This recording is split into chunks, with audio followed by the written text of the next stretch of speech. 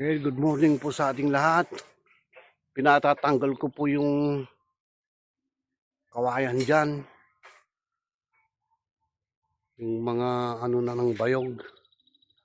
Kasi ano na siya, lumaylay na dito sa kubo ko. Ayun. Ayun si Uncle Macau. Tinatanggal niya. Para magandang tignan naman. Yan, ayun po siya.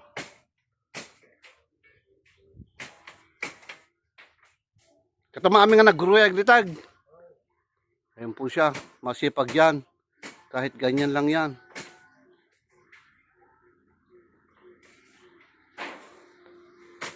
Ayun po.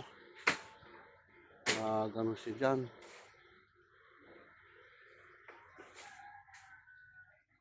Tanggal po yung dapat tanggalin dyan. Dito po kasi ang aking kubo. Dito po ako nagpapahinga kapag galing pa ako ng bukid. Yan po.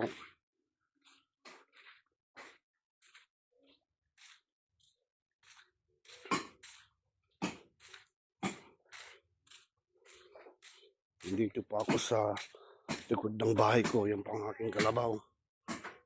Mamaya gagamitin kita.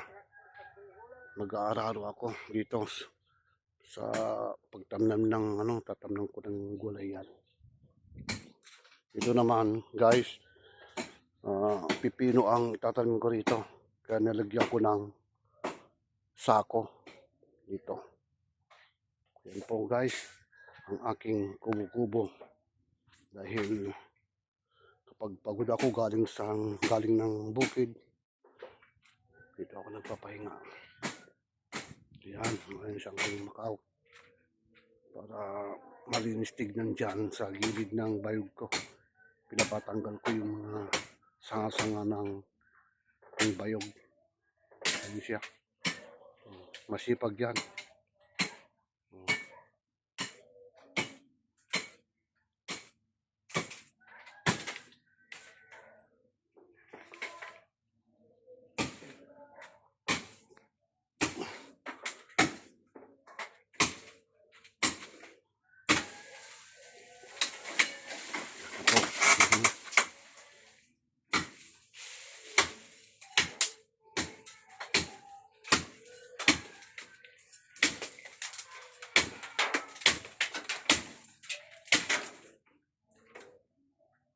Pero mamaya pag natapos yan, bibigyan ko siya ng yung dilata na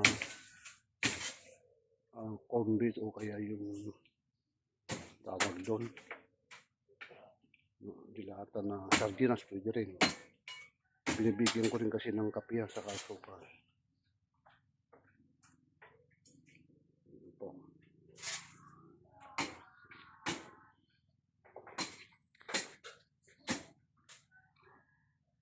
Ito ang pagkain ng kalabaw ko. Kinuha ko kaninang umaga.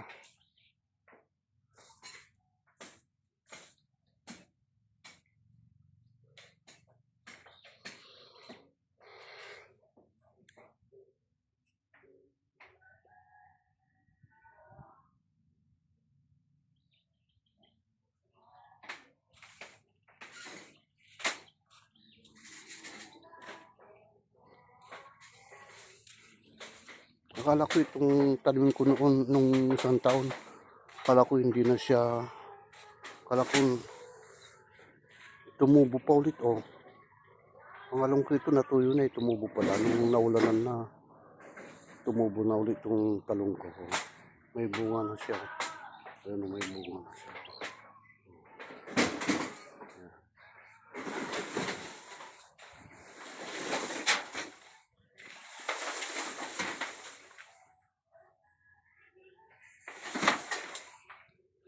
Ayan po.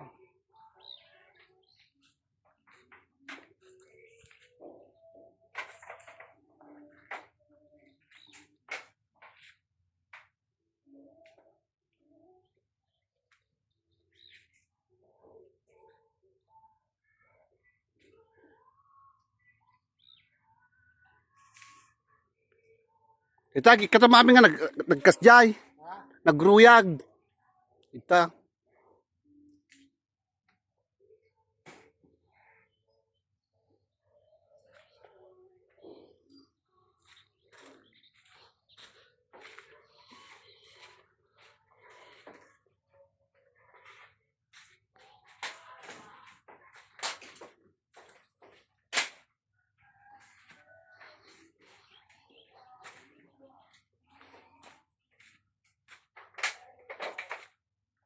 Oh, may bunga na pala itong papaya.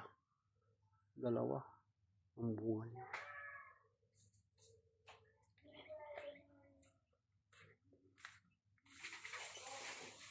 Gamit din eh. Isag.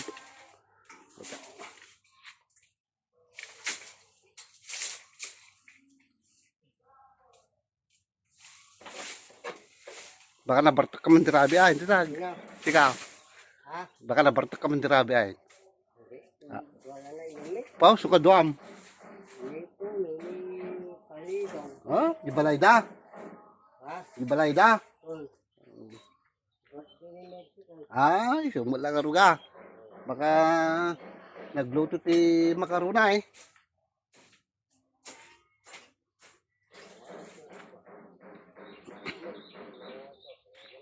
Ah.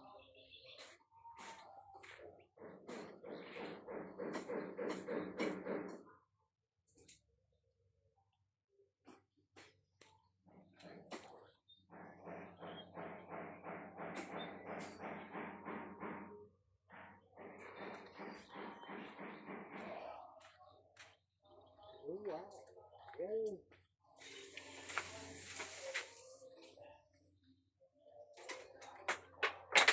Okay guys, hanggang dito muna ang aking vlog. Ha? Sana subscribe niyo po ang aking channel YouTube, Kajes Castro Vlog. Maraming salamat po. Ingat kayo palagi. God bless you.